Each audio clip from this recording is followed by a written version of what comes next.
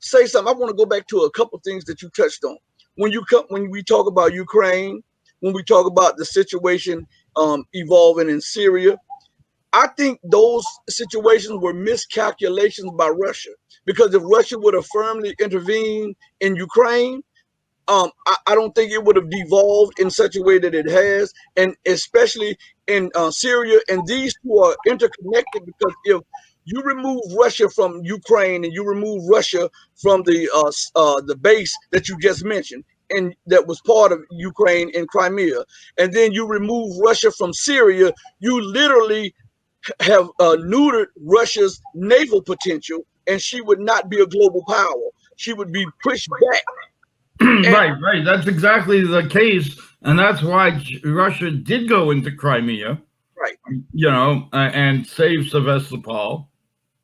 That's why they did go into Syria to protect the Assad, government from the depredations of the U.S. and their surrogate ISIS, or whatever you want to call it.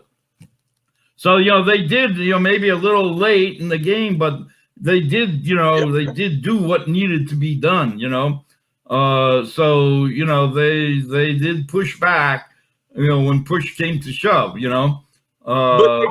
But my point was this: I think they should have been more assertive and more aggressive from the start to stop the devolution of the situation. You think about this: if Russia wouldn't have called back the rebels in the eastern part of Ukraine, you would not have NATO on a daily basis in Ukraine.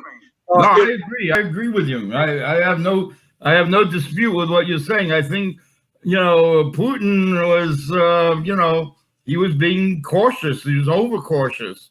Yeah. The U.S. would have done what you're saying if they were in that situation. So yeah, that's what I'm saying.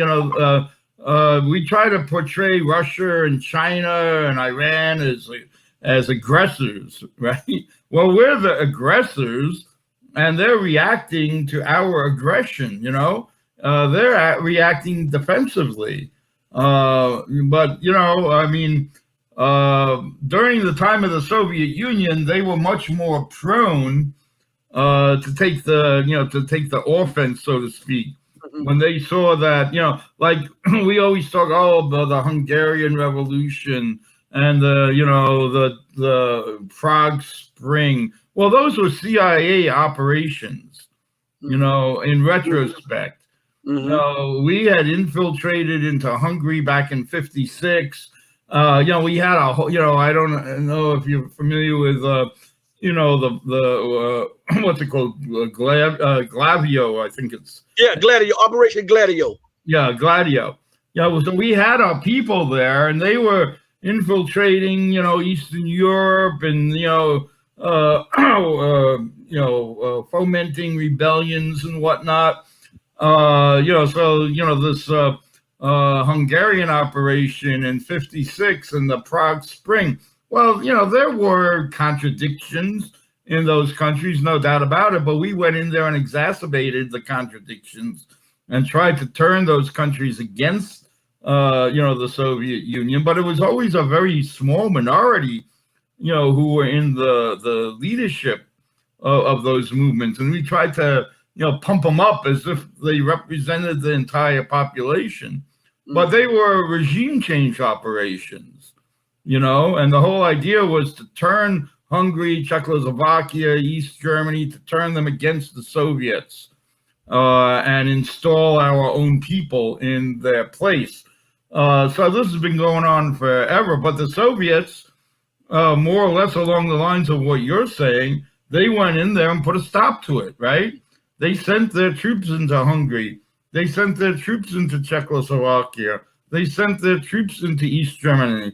And oh my God, here in the U.S. and how horrible, that there's the evil communists, going in and suppressing these popular revolutions or revolts. Well, that's the same narrative that you hear today, and we know it's a false narrative. But the Soviet Union bit the dust due to, well, we can't get into that now. There's a whole set of reasons Yeah. for that. But a lot of it had to do with, you know, people, you know, in the government there, you know, sort of being, you know, having their heads turned, you know, and influenced by U.S. You know, Western values and whatnot. But anyway, I'm not going to get into all of that. But yeah, so I think, you know, Putin is a little bit more cautious, you know, and then not in this. Maybe he thought he's not in the position to challenge, you know, the West, you know, in the same fashion as his Soviet predecessors did. Mm. But I understand where you're coming from, you know. Because if you look at, and let's look at another situation. At, at the beginning of the Syrian debacle, or what took place in Syria, Russia had to know that the so-called uprising was staged by the West because they have intelligence operations all over the world.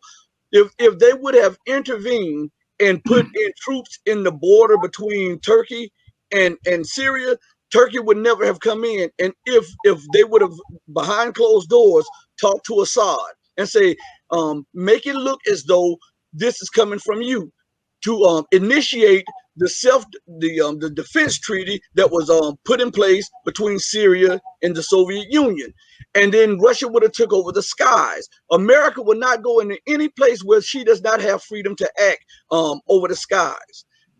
This would have limited the death toll in Syria, and it would have rebuffed America, because America is a nation, and so is NATO. The NATO nations, they're a nation that if you give a little bit, they're going to take a lot.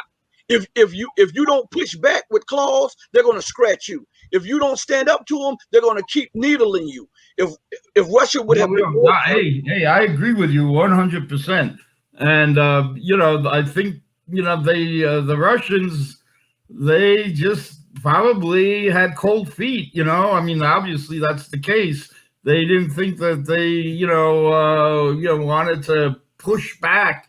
Maybe they had illusions about, you know, trying to reach some sort of accommodation still with the West. You know, there's a whole bunch of people in Russia, you know, Atlantists as they're yeah, called, right? yeah, You know, who still, you know, they have a neoliberal mindset, and they want, you know, to basically be allied with the West, right? That's a strong force in Russia that, you know, Putin's not totally in control. You know, there are these other forces there pushing back, you know, against him maybe doing what you're talking about. So, you know, we got to look at the internal situation in Russia politically as well. You know, we try to make it out as if Putin's this autocrat, you know, this dictator, but no, you know, like all these countries, they have their own internal the divisions and, you know, internal factions, and they're maneuvering and, you know, against each other. It's not as if, you know, the leader is, you know, has carte blanche to do whatever he damn pleases. You know, there are all these countervailing forces that we in the, you know, the Western media and politicians don't take any account of, you know. So I think, you know, you gotta, you know, see, you know, what was the balance of forces in Russia at the time. You know, I mean, you know, it would have been better if they did as you say. You know, I agree with that, but I don't think they saw it quite that way at the time. You know, in retrospect, they might even agree with you now. You know, I uh, was told I was told by some sources that what they call quote unquote the fifth column was really at fault for Russia's delay, and they kept stalling Russia's intervention because the military wanted to go ahead with it. This is what I was told, yeah, and but, right. Well, but the those were so-called that fifth fifth. column was against them. But Yeah, but then when it looked as though Russia would lose their facilities in Syria, right, that right, right. that's when the military pushed the fifth column to the side and put pressure on Putin to give the go ahead to act. I That's what. agree. I agree. See, well, you call the fifth columnists, I call the Atlantists. Yes, Yeah, yes. it's the same thing, you know. And that's pretty much along the lines of what I've been saying.